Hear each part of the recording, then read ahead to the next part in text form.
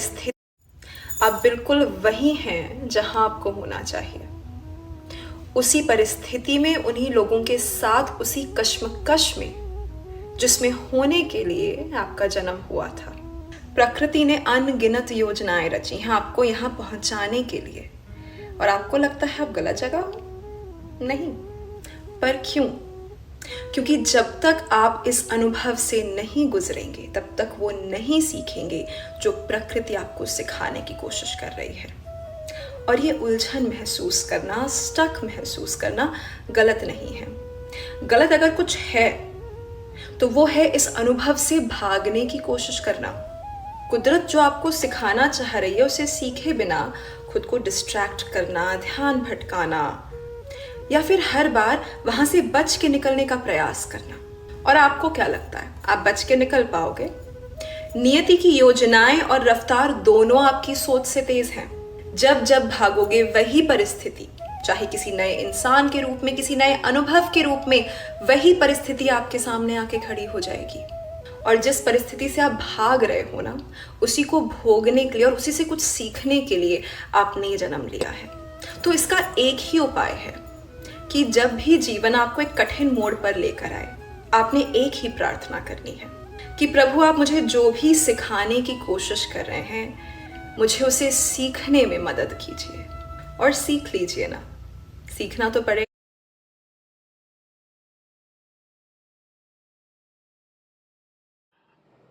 आजकल की मतलबी दुनिया में, स्ट्रेस वाली दुनिया में, धोखे वाली दुनिया में मेंटली स्ट्रांग होना बहुत ज़रूरी है, वरना आप कभी भी स्ट्रेस, ओवरथिंकिंग, डिप्रेशन का शिकार हो सकते हैं। तो आज मैं कुछ टिप्स देने वाला हूँ, इसको आप खूब अप्लाई कीजिए जैसे मैंने किया है, और मेरी तरह आप भी मेंटली स्ट्रांग हो जाएंगे। सबसे पहले आता है कि भाई उम्मीद करना छोड़ दीजिए किसी से भी, इससे उससे। जब ये उम्मीद टूटती है ना, तो सीधा वो यहाँ और यहाँ अटैक करते हैं, जो आपको मेंटली वीक कर देता है।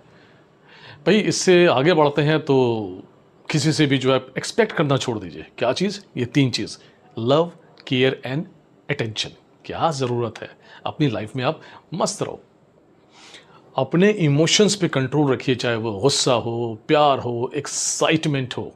इसमें कभी कभी आता है कि भाई डाइजेशन, पेट में बात पचती है कि नहीं, ये सब कहीं ना कहीं आपको आगे चल के बहुत दुख देती है।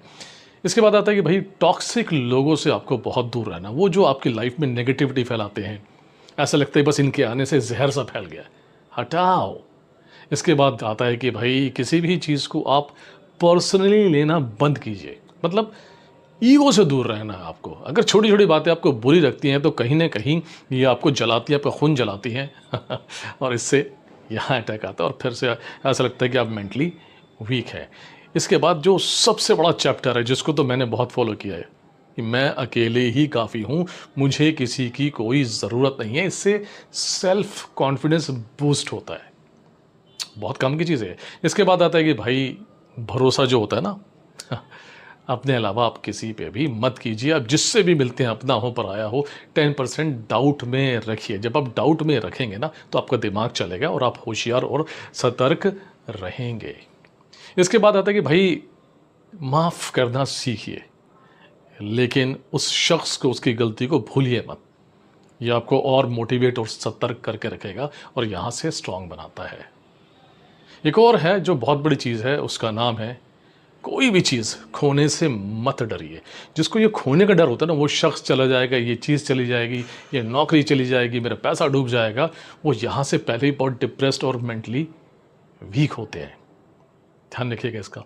और सबसे एंड में जो सबसे ज़रूरी है, ओके, जो इन सब पॉइंट्स का बाप है, भाड़ में गई दुनिया। जी हाँ, लोग क्या कह रहे हैं, क्या सुन रहे हैं आपके बारे में, क्या बोल रहे हैं, इसकी बिल्कुल भी टेंशन लेने की ज़रूरत नहीं है। बस आप आगे बढ़ते रहिए।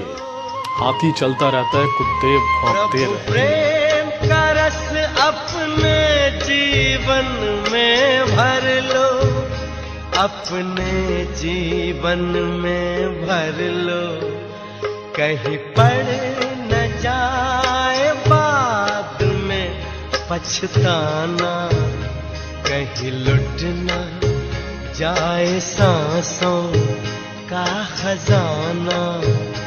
पालो प्रभु का प्यार,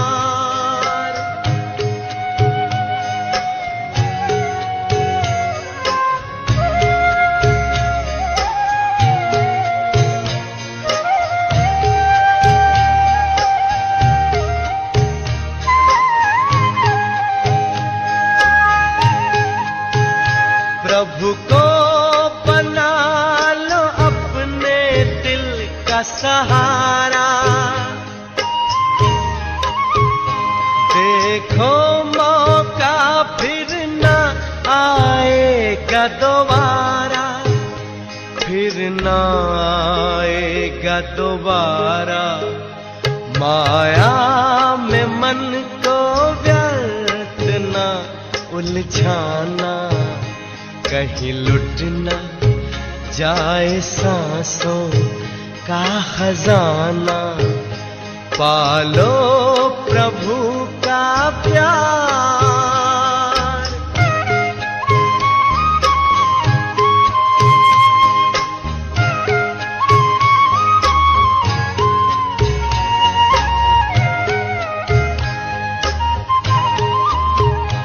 उड़ने तो मन को अपने नील गगन में, प्रभु प्रेम भर लो फिर से अंतकरण में, फिर से अंतकरण में। कहीं समय का पंछी चुग ना जाए दाना, कहीं लुट न जाए सांसों का खजाना। पालो प्रभु का प्यार अगर है पाना, कहीं लुट न जाए सांसों का खजाना।